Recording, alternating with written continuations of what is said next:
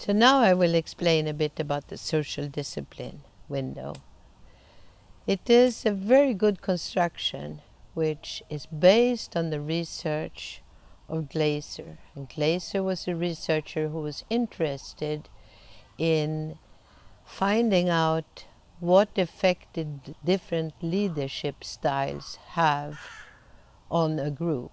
The construction was made by Ted Wachtel and Paul McCold, like a pedagogical tool, but it's based actually on the research made by Glaser. And this was after the Second World War. There was a huge interest in leadership style and the freedom and who owned which problems and what can we do to get people involved.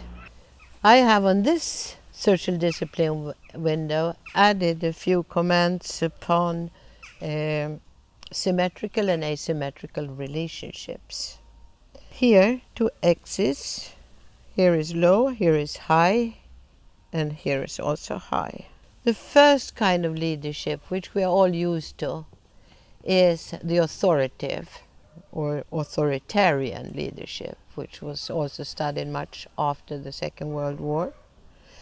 What happens when you have a leader with a very high degree of discipline and very low degree of support or empathy or understanding? Well, when Glaser was filming what happened in the classroom with a very authoritarian teacher, it was discipline in the classroom when the leader was in. When the leader went out, it was chaos. What happened if the leadership style was laissez-faire or neglectful, like anything goes? Well, it was chaos in the classroom with the leader there, and when the leader went out, it was chaos. So what happened when we had a democratic leader style with high degree of discipline and structure and high degree of empathy and support?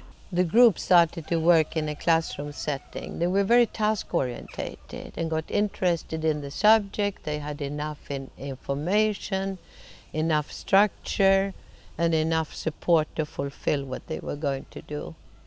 So the children got absorbed by the tasks and not by counter-reacting towards the teacher.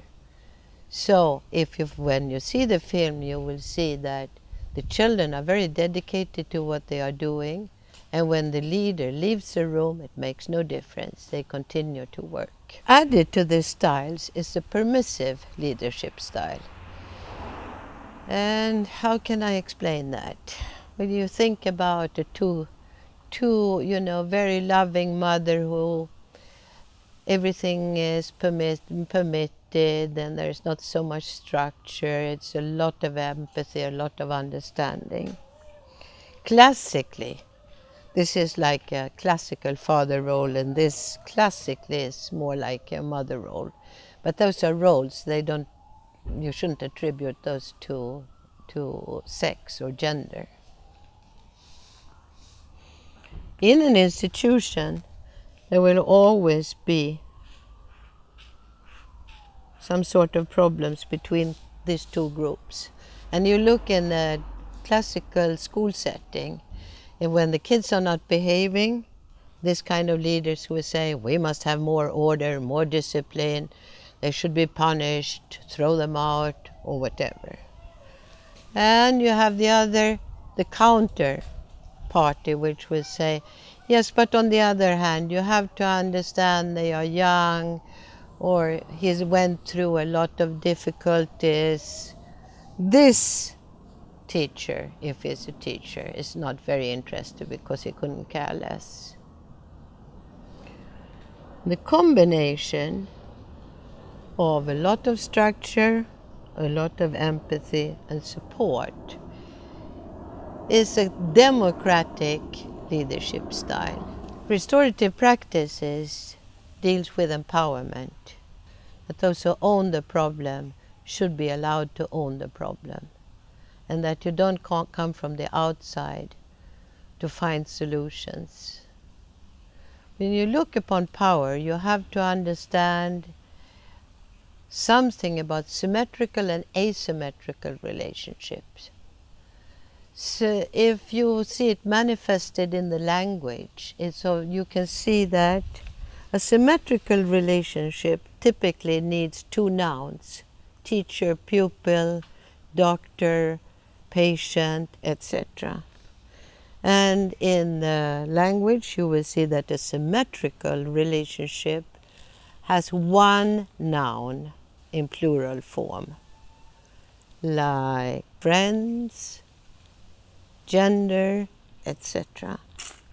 So I have added to the social discipline window what kind of relationships this create. So here you can see it's a top-down with a punitive, someone who knows better. Here we don't care at all. And here it can be a turn-taking on the weaker part deciding over the stronger part and vice versa. It can be the case of a patient who is all the time bossing the nurses in the hospital, or the nurses bossing the patient. When we have a symmetrical relationship, we own half of the relationship, not 95% or something like that. How can we use this to understand and further act in the Patarat project, where we are trying to overcome 700 years of mistrust, abuse with the Roma communities that in this country also have been slaves? In Cluj we have got 4 different communities of Romas, and of course other people who are not living in communities. Some of these communities live in extremely bad conditions. So we see that officially a lot of people have a good, or what they think is a good solution. This is the way the Roma people should live. This is what they should do. They should go to work. They should do like this. So someone who knows better. Or we have this window, which is typically charity organizations that would do for the Roma community what actually they know how to do themselves. Or that the Roma community will tell the helpers exactly what to do. Our project is here. We work with the people at its best, side by side. And it's about the only Roma project I know about where we work horizontally from the Roma community, with the project, with Altart, and with the habitat. So it's about constructions. You can look it up on the internet and see more if you're interested. So this is about doing things together, not deciding for, putting some structures into meetings and organizations, taking decisions together, and not to take decisions over the Roma community. They are the stakeholders. They know how they want to live. But we can contribute with some knowledge, with support, with care. And that is why I am in this project, because I believe it is a side-by-side horizontal project, not all the time, but that is what we are fighting for. It's a struggle every day, but we are all engaged.